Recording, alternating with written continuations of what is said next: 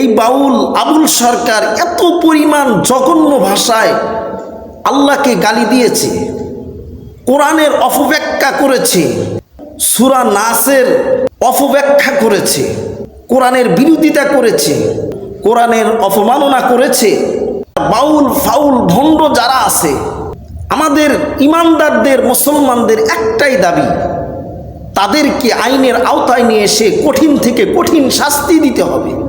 আর এই বাউল ফাউল ভণ্ডদের পক্ষে যারা কথা বলবে, তাদেরকে যারা বুকে টানবে, তাদেরকেও আইনের আওতায় নিয়ে আসতে হবে। যারা কোরআনের অপব্যাখ্যা করে, যারা নবীর শানে কটূক্তি করে, তাদেরকে আইনের আওতায় নিয়ে আসতে হবে। এই বাউল ফাউল ভণ্ডদের পক্ষে যারা আশ্রয় নিবে বা এদের পক্ষে যারা কথা বলবে, তাদেরকেও কঠিন থেকে কঠিন শাস্তির দাবি করতেছি। একজন বিধর্মী, একজন ইহুদি, খ্রিস্টান, নাচারা, তারাও এরকম আল্লাহকে এইভাবে গালি দেয় নাই। আল্লাহকে তারা এইভাবে গালি দেয় নাই যেরকম বাউল ফাউল ভণ্ডরা করেছে। তাদের তো সাথে সাথে মাথাটা দুখণ্ডিত করার দরকার।